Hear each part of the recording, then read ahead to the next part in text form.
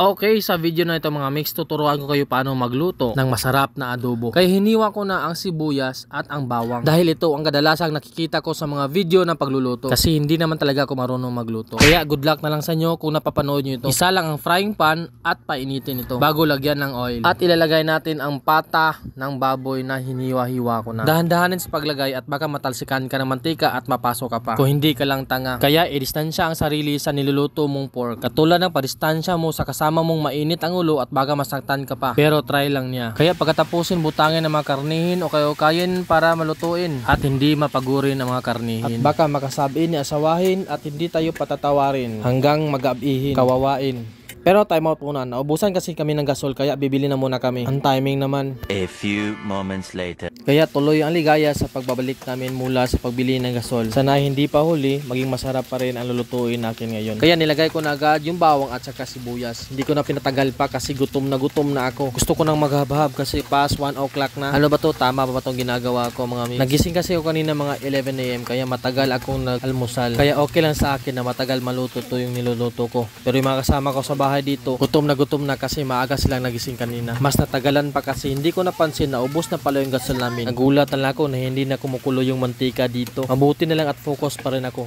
At lalagyan ko na ng lisong paminta dahil isa ito sa nakapagpasarap ng ating luto ngayon. Kahit alam naman natin na hindi ako masarap magluto, pero try and try hanggang sa makuha natin yung mga pangarap natin sa buhay. Anong connect, no? Ewan ko lang, kahit ako di ko alam. Ang susunod ko namang ilalagay yung pamintang dahunan. Ito ang nakapagbibigay ng masarap na amoy ng ulam. Pagkatapos ay nilagyan ko ng vinegar. Baka nagtaka kayo kung bakit konti lang yung nilagay ko. Hindi kasi nakuna ng video ang paglagay ko ng vinegar kanina. At pagkatapos nilagyan ko ng asin, di naman karamihan na asin. Para hindi ito maging maalat. Tulad ng pinagdadaanan mo ngayon sa buhay. Sunod natin na ilalagay yung bitsin. Na ang lagayan niya ay Ajinomoto. Para magdadagan ng timpla ng adobo. At syempre, present na silver swan soy sauce natin dyan. Baka naman, hindi ko na sinukat yung ilalagay natin toyo, bitsin, asin, vinegar at kahit ano pa. Estimate mo na lang. Bahala ka na dyan. Pagkatapos natin mailagay ang lahat ng ingredients mga mix, no? Ulit-ulitin natin ukay-ukay ng ulam natin. Para siguradong masunupin yung mga timplada natin. Pero wag namang madaliin. At saka taklobin natin hanggang sa lumambot. Dagdagan natin ng tubig para maraming sabaw kasi mahilig sa sabaw ang pamilya ko. Lalong-lalo na ako.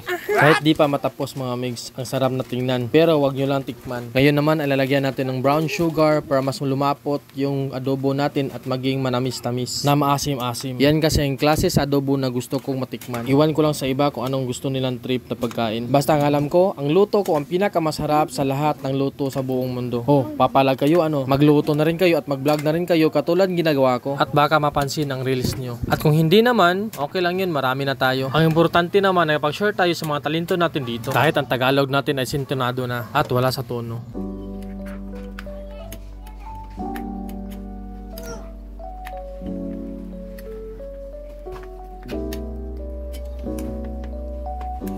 At ito na, papatikman ko na sa aking chef cook para malaman na natin ang katotohanan.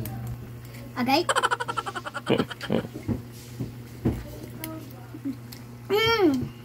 Perfect. Perfect ba? At sa wakas, sa matagal natin paghihintay mga mix, na luto na rin ang ulam namin sa lunch na ito. At dahil aprobado tayo sa nagtikim nito, go na tayo. At ito na, representing adobong baboy gawa ni Migo Vlog. Matagal pinag-aralan, sana ay kayo ay masarapan. At kung hindi naman, ay wala akong pakialam. Basta sigurado ako ang tiyan ko ay magkakalaman. At bago maubos ang ulam, isa-shoutout ko muna ang aking mga kaibigan, si Delpigo at si Claire Tanyara, na gustong gusto ang pagkain na ito. Kung gusto nyo ng ganitong pulutan, huwag nyo akong kalimutang tawagan. Basta huwag nyo lang ako isama sa inyong inuman dahil alam nyo naman na bawal ako dyan. Kaya babay na lang.